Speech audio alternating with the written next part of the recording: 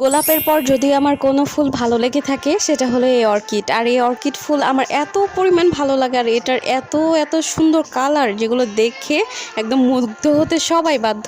আপনার কোন ফুল পছন্দ অবশ্যই কিন্তু কমেন্ট করে আমাকে জানাবেন। আর এখন আমি একটা ইয়েলো কালারের অর্কিড আঁকছি। এটার একটা রেফারেন্স আমি অনেকদিন আগেই দেখেছিলাম, ভেবেছিলাম যে এইটা ফুলটা আঁকবো, সেজন্য আঁকবো বলে আর আঁকা হচ্ছিল না। ফাইনালি ভাবলাম যে একটু এঁকেই নিই, সেজন্য বসে নিলাম। আর কালার কম্বিনেশন এত পরিমাণ সুন্দর। আর কালার কিন্তু আমি এখানে করছি আমাদের অ্যাক্রামিন কালারটা দিয়ে। আপনারা কিন্তু আমাদের কাছে অ্যাক্রামিন কালার বা হ্যান্ড পেইন্টের যে কোনো জিনিস কিন্তু অ্যাভেলেবেল পেয়ে যাবেন, বা কালারগুলো কিন্তু আপনারা চাইলে কাস্টমাইজ করে নিতে পারবেন। আর আমার যখন বেশি কাজ না থাকে তখন আমি চেষ্টা করি যে কোনো না কোনো কিছু একটু আর্ট করে রাখার, কারণ যেন আমি আর্ট ব্লকে চলে না যাই।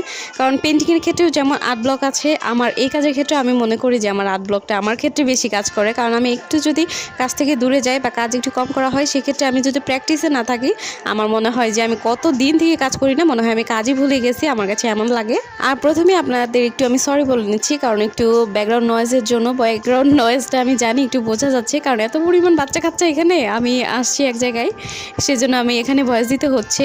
আর কেউ কিছু মনে করবেন না আশা করি। আর একটা কথা, আপনারা যখন ফ্লাওয়ার আর্ট করবেন তখন যদি ছড়ানো ফ্লাওয়ার হয়, সেক্ষেত্রে চেষ্টা করবেন একটু এই ধরনের তুলি নেওয়ার। এটা কিন্তু আমি কিপ স্মাইলিংয়ের 8 নাম্বার তুলিটা নিয়েছি।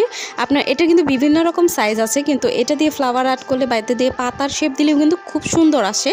আমার এটা অনেক পুরনো তুলি, সেজন্য একটু দেখতে পাচ্ছেন তুলিটার চেহারা তেমন ভালো নেই, কিন্তু এটা দিয়ে কিন্তু এখনও আমি স্টিল নাও এত স্মুথিং কাজ করতে পারি। মানে আমার অনেক থাকে না এরকম যে পুরনো জিনিসের মায়া কখনোই ছাড়া যায় না, আমার ক্ষেত্রে হয়েছে এটা। আর আরেকটা কথা, এখানে যে আমি প্রথমে যেগুলো করেছি ওটা কিন্তু আমি অ্যাক্রামিন কালার দিয়ে করেছি। দেন এখন যে কালারটা, এটা আমার কাছে অ্যাভেলেবেল ছিল না, মানে রেডি করতে হতো, কিন্তু আমি তাড়াতাড়ি কাজ করছিলাম দেখে রেডি করিনি। এখানে কিন্তু উপরেরগুলো আমি কিন্তু এখানে অ্যাক্রিলিক কালারটা ইউজ করেছি। আর অ্যাক্রামিন আর অ্যাক্রিলিক কালার কিন্তু টোটালি আলাদা। এটা নিয়ে কিন্তু অনেক ভিডিও আমার পেজে দেওয়া আছে। আর আমি যেহেতু একটু করেছি, সেজন্য আমি পুরো ডিটেলস অ্যাড করতে পারিনি। এখানে কিন্তু অনেক ধরনের ডিটেলস আছে, আমি কিন্তু পাপড়িতে তেমন কোনো ডিটেলসই অ্যাড করিনি, আমার এখানে অ্যাড করা দরকার ছিল।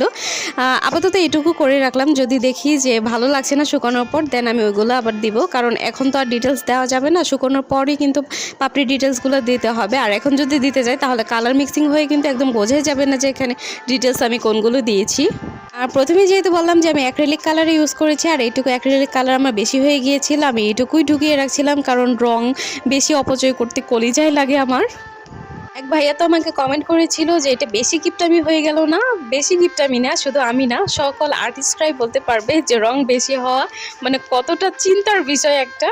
আমার দ্বারা এটা কখনোই সম্ভব হবে না। আমি তো পারলে এটুক দিয়েই কাজ করে ফেলতাম, কারণ যেহেতু আমার তাড়াতাড়ি ছিল সেজন্য